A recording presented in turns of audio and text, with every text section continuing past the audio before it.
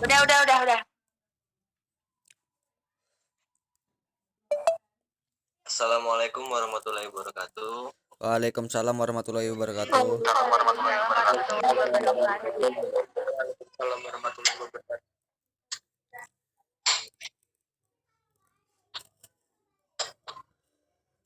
Baik teman-teman semua. Jadi pada hari ini yaitu pada mata kuliah fikih lingkungan. Jadi kami dari kelompok 2 ingin mempresentasikan dari hasil materi dari kelompok kami, yaitu tentang relasi Tuhan, manusia, alam. Nah, jadi di kelompok 2 ini yang beranggotakan A. Hikmatun Tianingsi, saya sendiri M. Raita Maturizi, dan Nurjana. Dan mata kuliah ini diampu oleh Bapak Dr. Sakirman MSI.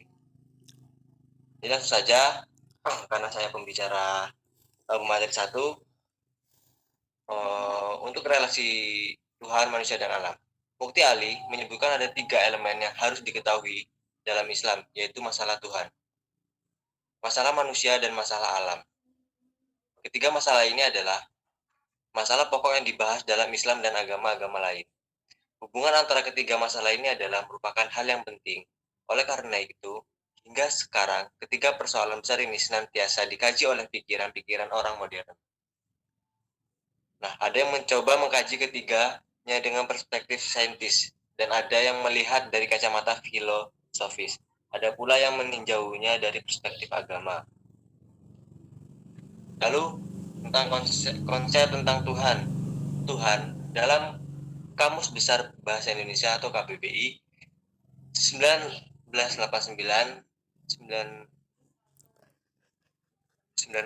diartikan sebagai sesuatu yang diyakini, dipuja, disembah oleh manusia sebagai yang maha kuasa, maha perkasa, dan sebagainya. Orang Islam atau kejawen biasa menyebut Tuhan dengan istilah Gusti Allah. Dua kata yang merupakan perpaduan antara Jawa, Gusti, dan Islam Allah. Kata Gusti dalam kamus Jawa kuno memiliki arti tuan atau yang berkuasa dan kelompok khusus dalam masyarakat keraton. Menurut Zoid Mulder dan Robson tahun 2024, secara asasi setiap manusia memiliki kecenderungan untuk beragama, untuk percaya adanya Tuhan, meskipun dengan sebutan yang berbeda.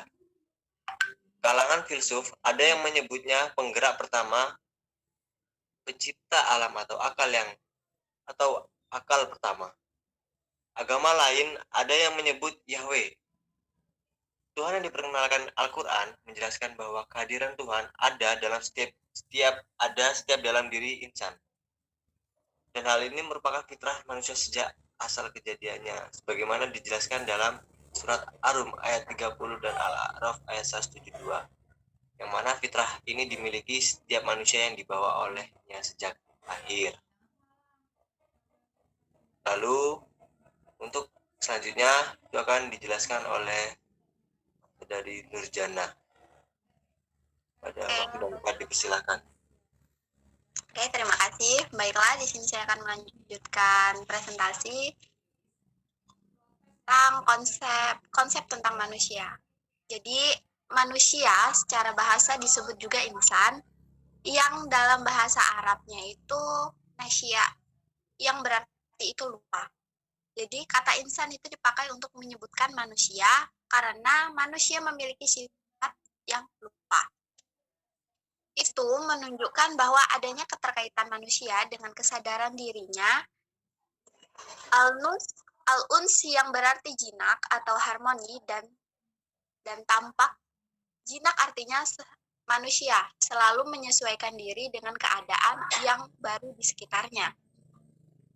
Anasya'iyanusyu yang artinya berguncang, menunjukkan kepada manusia dengan seluruh totalitasnya, jiwa dan raganya. Manusia dalam pengertian insan menunjukkan makhluk yang berakal, yang berperan sebagai subjek kebudayaan, dan dapat juga dikatakan bahwa manusia sebagai insan menunjukkan manusia sebagai makhluk psikis yang mempunyai potensi rohani seperti fitrah, kalbu, akal. Setelah itu ada potensi. Itulah yang menjadikan manusia sebagai makhluk yang tertinggi martabatnya dibandingkan makhluk-makhluk lainnya.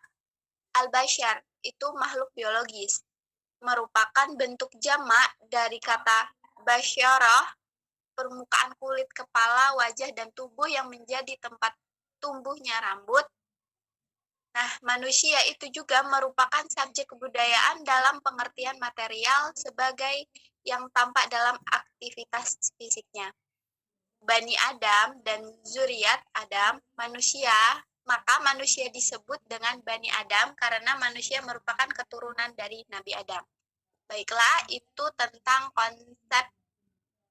konsep tentang manusia. Yang selanjutnya akan dijelaskan oleh saudari ada saudari Hikmah, dipersilahkan. Baik, terima kasih. Di sini saya akan melanjutkan presentasi dari teman-teman tentang konsep tentang alam. Menurut Al-Jurjani, terma alam secara bahasa berarti segala hal yang menjadi tanda bagi suatu perkara sehingga dapat dikenali, sedangkan secara terminologi berarti segala sesuatu yang mewujud selain Allah. Yang dengan ini Allah dapat dikenali baik dari segi nama maupun segi sifatnya. Segala sesuatu selain Allah itulah alam secara sederhana.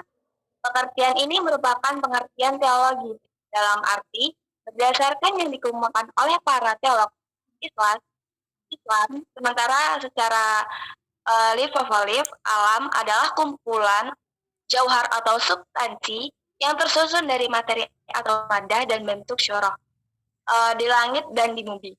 Segala sesuatu yang ada di langit dan di bumi itulah alam berdasarkan rumusan filsafat. Alam dalam pengertian ini merupakan alam semesta atau jagat raya. Setelah langit dan bumi tercipta, Allah menciptakan isi jagat raya ini. Salah satu dari ciptaan Allah yang disempurnakan perwujudannya adalah bumi, yang merupakan lokasi hunian bagi makhluk hidup. Selanjutnya diciptakan pula makhluk-makhluk lain yang akan mengisi bumi dan langit atau ruang yang terdapat di atas bumi. Baiklah, sekian presentasi dari kami. Di sini kami akan membuka dua termin untuk pertanyaan. Termin pertama itu ada 3 pertanyaan dan termin kedua itu 3 pertanyaan. Ini kita akan buka termin pertama. Silahkan yang ingin bertanya. Baik, sebelumnya diucapkan terima kasih kepada kelompok kedua melakukan presentasi. Di sini saya izin bertanya kepada kelompok 2. Pertanyaannya, di makalah dijelaskan segala sesuatu yang ada di langit dan di bumi itu telah alam berdasarkan rumusan filsafat. Pertanyaannya, tentang seperti apa rumusan filsafat itu dan bagaimana hubungan rumusan filsafat tersebut dengan konsep fikih alam yang telah dijelaskan di dalam makalah tersebut. Sekian dan terima kasih. Baik, terima kasih. Di sini saya akan, kita akan mengumpulkan pertanyaan lebih dulu. Setelah pertanyaan sudah terkumpul, baru kita akan jawab. Lalu untuk pertanyaan kedua, silahkan yang ingin bertanya. Baik, di sini saya izin bertanya pada pemateri tentang konsep tentang alam. Bagaimana pandangan Islam tentang alam semesta? Baik, terima kasih. Untuk pertanyaan terakhir di termin pertama, silahkan. Izin bertanya, apakah manusia bisa mencari jawaban tentang kebenaran alam semesta? Jika ada, bagaimana? Cukup.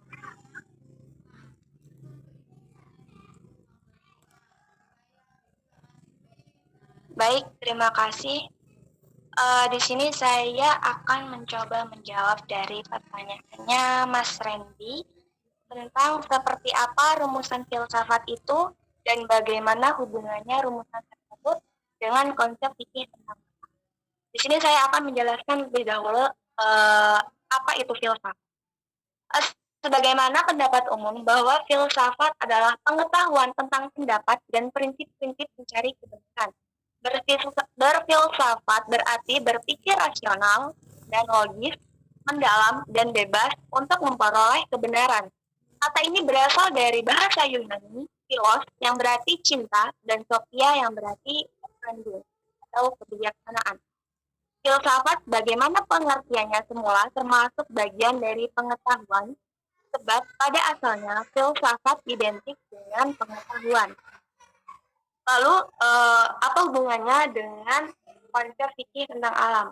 Dan di sini saya akan menghubungkan antara filsafat, ilmu, dan agama karena bagian konsep fikih itu termasuk dengan ilmu dan agama.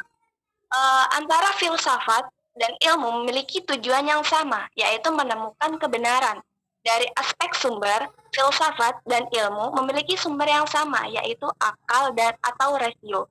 Karena akal manusia terbatas yang tak mampu menjelajah wilayah yang metafisik, maka kebenaran filsafat dan ilmu dianggap relatif. Sementara agama bersumber dari wahyu yang kebenarannya dianggap absolut mutlak. Dari aspek objek, filsafat memiliki objek kajiannya lebih luas dari ilmu.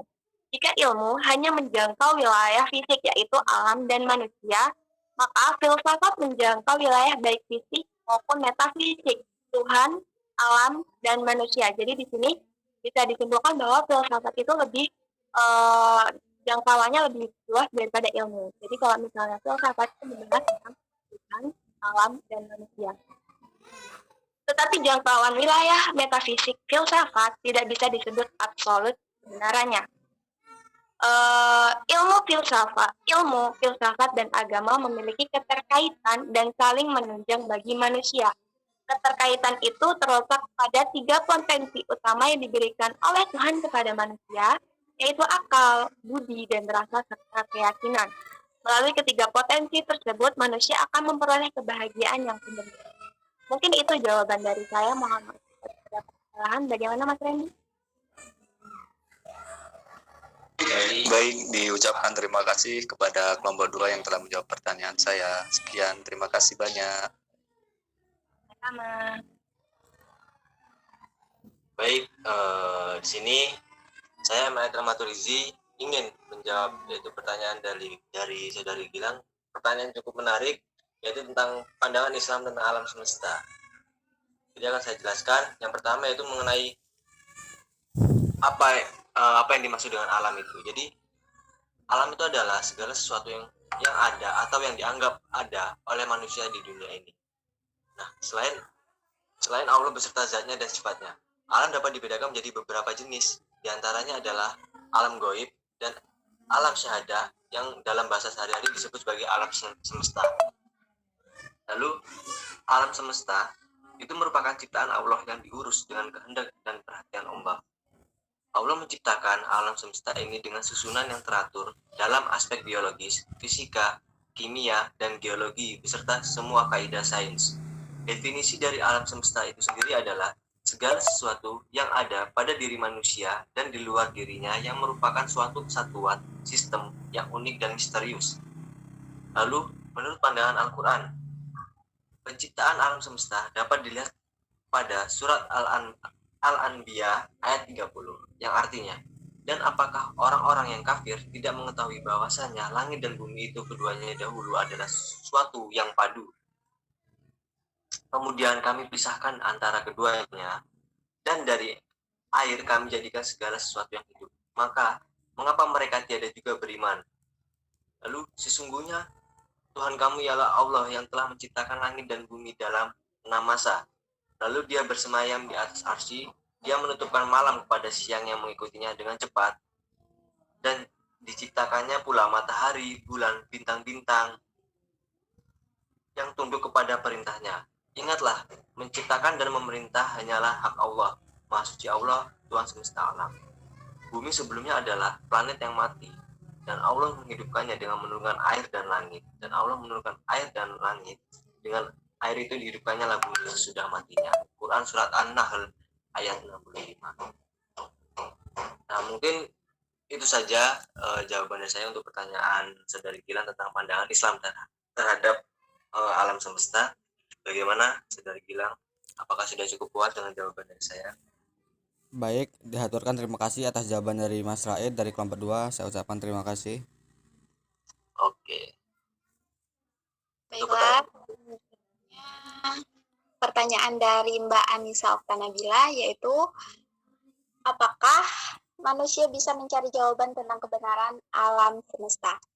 Baik, untuk jawabannya itu bisa, karena dia lebih menggunakan ke pemikiran manusia, yaitu sains. Jadi manusia dapat menjawab semua pertanyaan mengenai alam semesta, namun kebenarannya itu dari sains, tapi tidak mutlak.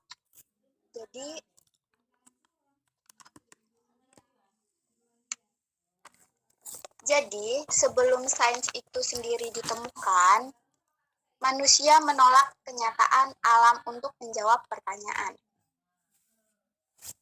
Jadi karena manusia mengekang pikiran membunuh nalar dan dipaksa menerima kenyataan dari segelintir orang, jadi tetap ada keinginan dan hasrat manusia untuk menemukan jawaban itu. Lalu setelah pemikiran sains itu berkembang, manusia mulai menerapkan ilmu untuk menjawab pertanyaan alam semesta tersebut. Jadi sains itu adalah kreasi besar manusia yang setelah bahasa itu ada tulisan dan ada matematika dan ada yang lain, maka karena itu sains mampu menjawab beberapa pertanyaan dari manusia. Baik, cukup untuk pertanyaan dari Mbak Anissa Oktanabila, apakah bisa diterima? Terima kasih atas jawabannya. Terima kasih untuk para penanya. Pada termin pertama yang pertama ada Mas Reni Ferdiansa, lalu ada Gilang Akbar Pratama dan Mbak Anissa Oktanabila. Di sini saya akan membuka kembali termin kedua jika ada yang bertanya. Izin bertanya, Silahkan. jelaskan hubungan antara Tuhan, manusia, dan alam, dan berikan contohnya. Baik, Terima terima kasih. kasih. Untuk penanya selanjutnya, Assalamualaikum warahmatullahi wabarakatuh. Waalaikumsalam warahmatullahi wabarakatuh. Sebelumnya nama saya Muhammad Jen NPM 20030200025. Izin bertanya, berbicara mengenai alam pasti tidak lupa dari kaitannya akan kehidupan. Pertanyaan saya, selain di bumi, apakah ada kehidupan lain di alam semesta ini seperti planet-planet lain? Sekian, terima kasih. Assalamualaikum warahmatullahi wabarakatuh. Waalaikumsalam warahmatullahi wabarakatuh. Terima kasih atas pertanyaannya, Mas Den. Untuk penanya terakhir, dipersilahkan yang ingin bertanya. Izin bertanya, bagaimana contoh penyesuaian diri manusia dengan alam? Terima kasih. Baik, terima kasih. Di sini saya akan mencoba menjawab pertanyaan dari Mas Abdul. Pertanyaannya, hubungan antara hubungan antara Tuhan, manusia, dan alam. Di sini jawaban saya, hubungan antara Tuhan, manusia, dan alam itu sangatlah erat. Tuhan sebagai zat yang menciptakan manusia dan alam sebagai makhluk yang diciptakan oleh Tuhan. Jika peran Tuhan tidak ada, manusia dan alam tidak akan tercipta. Hubungan manusia dengan Tuhan disebut pengabdian atau disebut dengan ibadah. Pengabdian manusia bukan untuk kepentingan Allah. Allah tidak berhajat atau berkepentingan kepada siapapun. Pengabdian itu bertujuan untuk mengembalikan manusia kepada asal penciptanya, yaitu kita atau kesuciannya, agar kehidupan manusia diridhoi oleh Allah SWT. Untuk contohnya, tadi contoh dari manusia ke Tuhan itu dalam bentuk ibadah. Itu menurut bagaimana atas jawabannya? Baik, terima kasih. Sama-sama. Baik, di sini saya akan mencoba menjawab dari pertanyaan saudari Muhammad Jen. Pertanyaan tentang apakah ada kehidupan lain di luar angkasa. Oke, jadi tentang misteri dan bentuk kehidupan lain di luar angkasa selain di bumi. Nama saya juga sempat dulu sering-sering bertanya-tanya gitu kan, apakah ada kehidupan lain atau ada alien di luar angkasa, itu benar apa enggak ya. Jadi kalau dari pakar astronomi itu Dr. Hakim El Malasan itu mengatakan, pertama yang harus diluruskan adalah masyarakat selalu mengkonotasikan kehidupan di planet lain selain di bumi itu identik dengan alien dan atau bisa disebut UFO. Sebenarnya tidak berkait dengan dua objek itu. Para astronom itu justru umumnya tidak percaya dengan keberadaan alien dan UFO karena belum terbukti eksistensinya secara ilmiah. Manusia belum pernah bertemu dengan alien atau UFO, kecuali kalau di film-film, itu pasti. Nah, lalu sebab secara ilmiah, para ilmuwan astronomi percaya ada kemungkinan kehidupan lain di luar angkasa, namun bukan didasarkan atas bahwa manusia pernah bertemu atau tidaknya dengan makhluk hidup di planet lain itu. Namun kehidupan di luar angkasa itu bisa berbentuk organisme, bakteri, hewan, bersel tunggal, dan lain-lain. Kehidupan yang dimaksud dimungkinkan hidup di planet lain serupa bumi yang memiliki air, oksigen, dan atmosfer di luar angkasa. Jadi ada materi-materi organik dan kimia yang mendukung kehidupan organisme tersebut. Mungkin itu adalah jawabannya saya. Bagaimana Mas ya? Assalamualaikum. Baik, terima kasih atas jawabannya Mas Raid.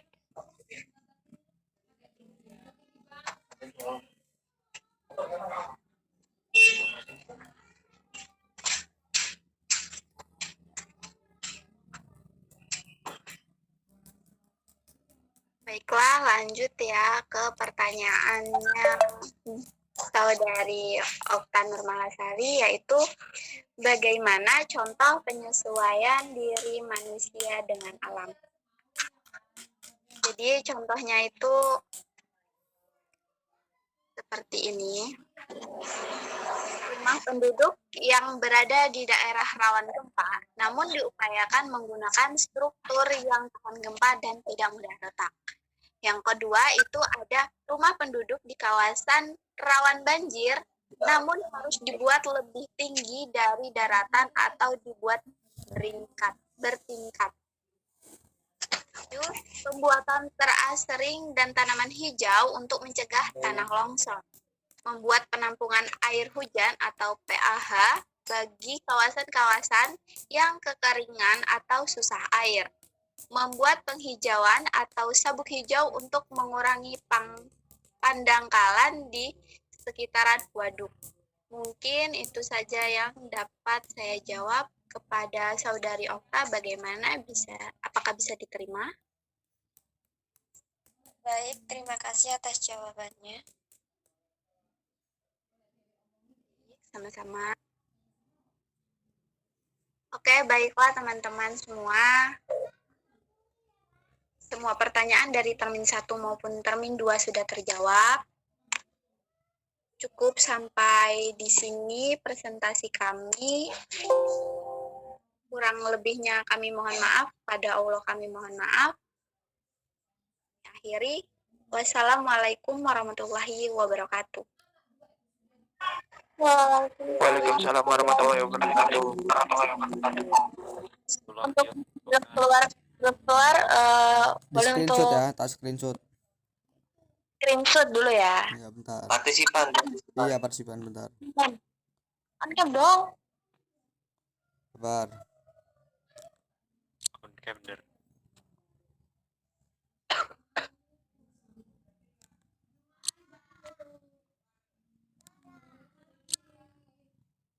Udah. Itu kan Rai kan pakai laptop itu. Ya kan kalau partisipan di HP ya. Udah partisipan udah. Yang ini Kalau partisipan udah ambil. aja kan. Gimana, sudah belum? Ayo, ini bapaknya ngecek nggak? Udah SS aja dulu. Udah SS dulu. Yuk.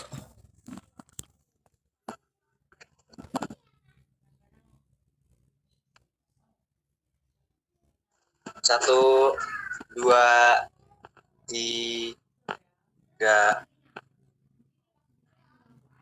Dah. Izin pamit live guys. Udah di SS ini.